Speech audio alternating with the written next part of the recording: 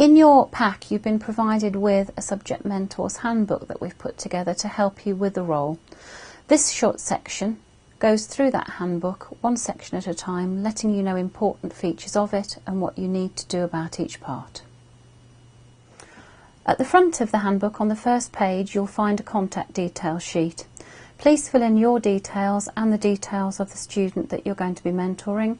It also shows you details of how to contact myself and Carol Clark in the initial teacher training course team. Parts 2 and 3 of the handbook are a general description of the mentoring role and also an FAQ section which aims to answer all common questions that we find are regularly asked by mentors. After reading this, or during the year if you have any questions at all, please do feel free to contact me. Email is probably best. Use the email address that is on the top caption of each of these videos. Appendix 1 concerns the LLUK overarching professional standards and provides a summary of the professional values that we're looking for our students to exhibit during their course and in their future careers.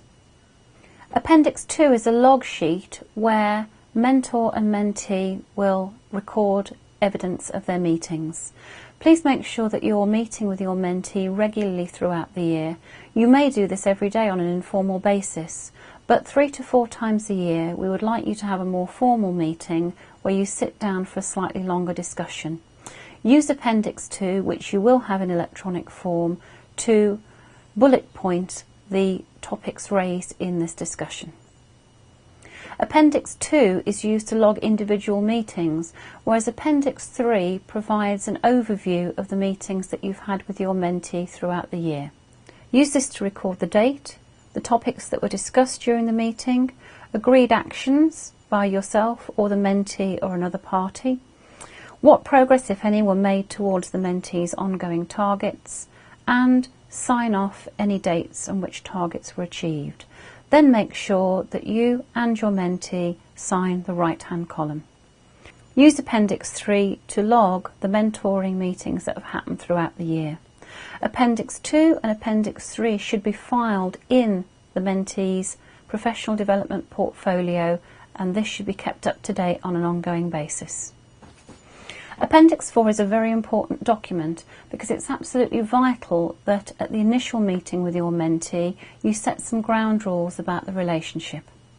It's a very, very good idea in the early days to set these ground rules for the mentoring relationship. For example, how and when you can be contacted, if and when you prefer not to be contacted. This will be based on your individual schedules. Make sure that both you and the mentee have read through the bullet points on Appendix 4. This outlines what the mentor will do and what the mentee will do and are guidelines for the mentoring relationship. It's not a good idea to remove any of these bullet points, but it is possible for you to add other points that are mutually agreed by you both. When you're happy with what you've agreed to in the mentoring agreement, make sure that both you and your mentee sign the agreement. You should keep a copy, and the main copy of it will go into the mentee's ongoing professional development portfolio. Appendix 5 outlines an important part of the work to be done by your mentee during the first year. They will be undertaking an action research project in which they will investigate an area of interest to them in their professional practice.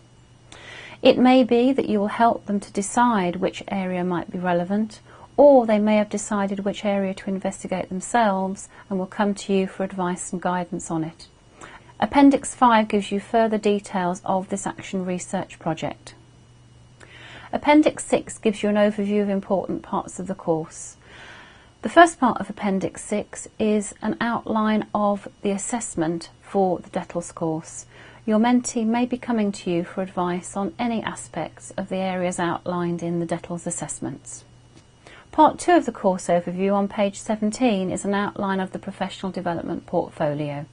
This appendix shows you the 3 main sections of the portfolio, which involves the mentee maintaining accurate records of their own ongoing achievements, opportunities for reflection, and subject specialism work to do with their own specialist area. The third and final part of Appendix 6 is the Teaching Progress Review. This document is just placed here for your reference because it is a document that's completed by the teaching mentor in collaboration with the trainee. There are 3 teaching progress reviews which take place through year 1 of the course.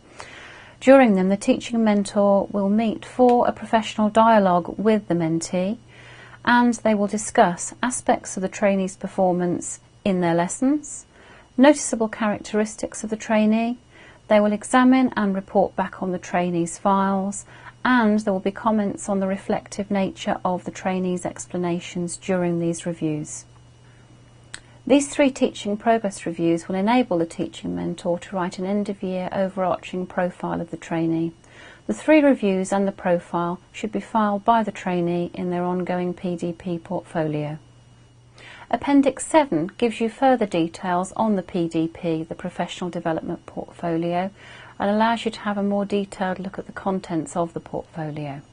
It's the teaching mentor's role to assess the portfolio at the end of year 1 and at the end of year 2, but these are there for your reference in case you can assist your mentee with any aspects of their portfolio compilation. The final document in the appendices is Appendix 8. This, as already discussed in the lesson observation section, is the lesson observation feedback form which you should use to report back during all formal observations of your mentee's teaching practice.